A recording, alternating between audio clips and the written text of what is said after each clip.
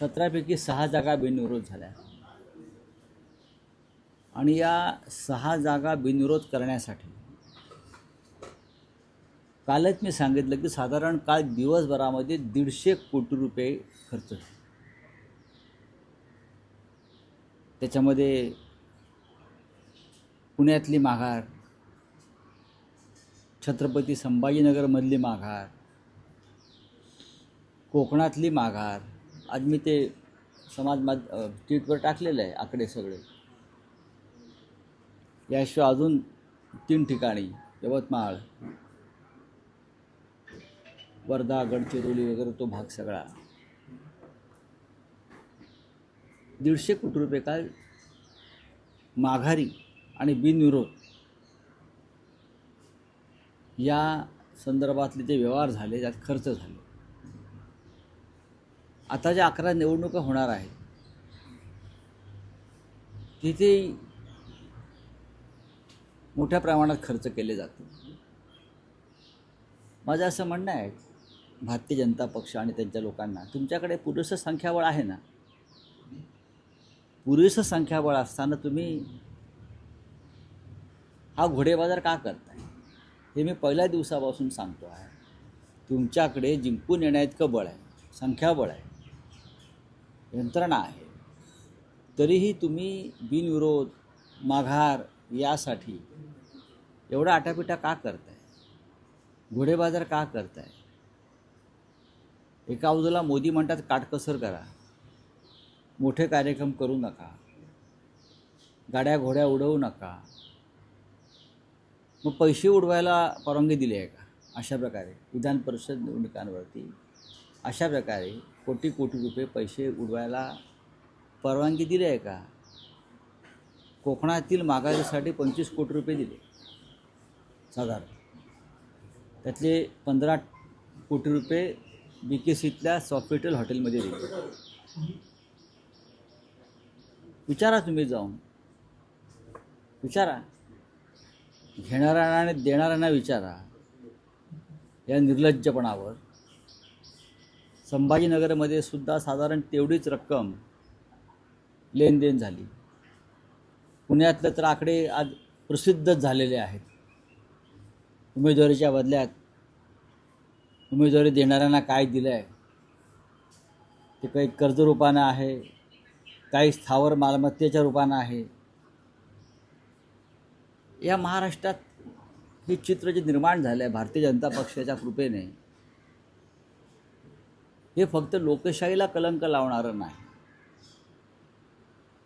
तर या महाराष्ट्राची प्रतिमा, प्रतिभा, संस्कृती यांनासुद्धा काळिमा फासणारा हा प्रकार आहे. मी वारंवार तेच सांगतो आहे, तुमच्याकडे पुरेसं संख्याबळ नाही तर 5वी संख्याबळ आहे, 5 तरीही तुम्ही हे उद्योग का करताय? तुम्हाला ही नशा जळली आहे का? ही नशा जळली आहे का तुम्हाला? पैसे उडवायचे, पैसे माणसं विकत घ्यायचीच आहेत. लोक पाहत आहेत आणि आता झुरळं पण रस्त्यावरती उतरायला लागले. लक्षात घ्या, तुम्हाला याचं उत्तर द्यावं लागेल. रावसाहेब, तुम्ही सुरुवातीपासून म्हणत होतात की संख्याबळ नाही, ही निवडणूक लढता कामा नये, पण महाविकास आघाडीच्या बैठका झाल्या, अनेक उमेदवारांनी आग्रह केले आणि तरीही निवडणूक लढली. तर या उमेदवारांनी व्यक्तिगत स्वार्थापोटी पक्ष नेतृत्वाचा विश्वासघात केला, व्यक्तिगत स्वार्थापोटी आणि पक्ष नेतृत्वाला अंधारात ठेवून या माघार घेतलेल्या आहेत. उमेदवारी घेताना तुम्ही पक्ष नेतृत्वाकडे आलात. मला तर आश्चर्य वाटतं, कोकणातले एक उमेदवार आमचे पूर्वीचे संघ परिवारातले, म्हणजे नीतिमान, नैतिकता वगैरे, मातोश्रीवरती येऊन बाळासाहेब ठाकरे यांच्या तसबिरीच्या साक्षीनं नॉमिनेशन का उमेदवारी अर्ज घेतात.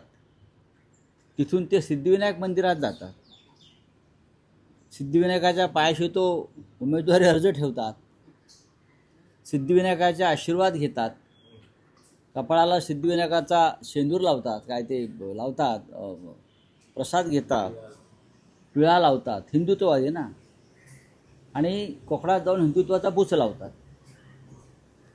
सगळे हिंदुत्ववादी एकत्र आले गद्दारीसाठी. फोटो पहा मी टाकला आहे. म्हणजे स्वतःला हिंदुत्ववादी समजणारे सगळे सो कॉल्ड हिंदुत्ववादी बेईमानी करण्यासाठी एकत्र आले.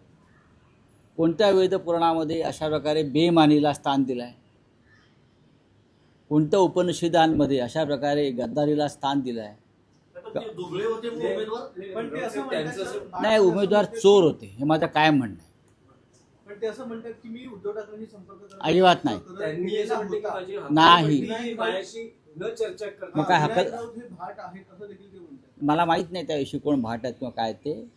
जर तुम्ही माननीय उद्धवजींकडून उमेदवारी अर्ज घेऊन दिलात, तुम्ही लढताय म्हणून, तुमच्यासाठी आम्ही शेतकरी कामगार पक्षाशी सतत चर्चा करत राहिलो की त्यांच्या उमेदवारांनी माघार घ्यावी म्हणून. 12:30 वाजेपर्यंत ते उमेदवार माझ्याशी बोलत होते शिका पक्षाच्या उमेदवारांच्या माघारी संदर्भात. आणि तुम्ही साधारण 1 वाजता भाजपच्या एका मंत्र्याबरोबर कोकणातल्या जाऊन माघार घेता. याच्याबाबत तुम्ही आत्मचिंतन केलं पाहिजे स्वतः.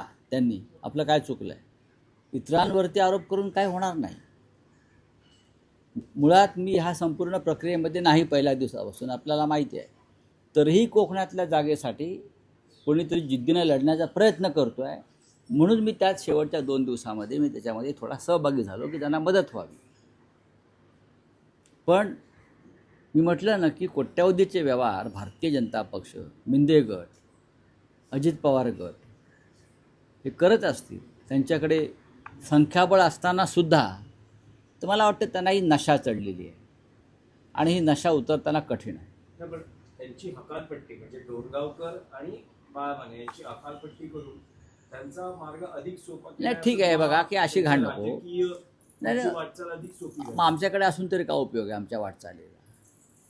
तुम्हाला साधी कर्टसी नाही आहे, कृतज्ञता नाही आहे.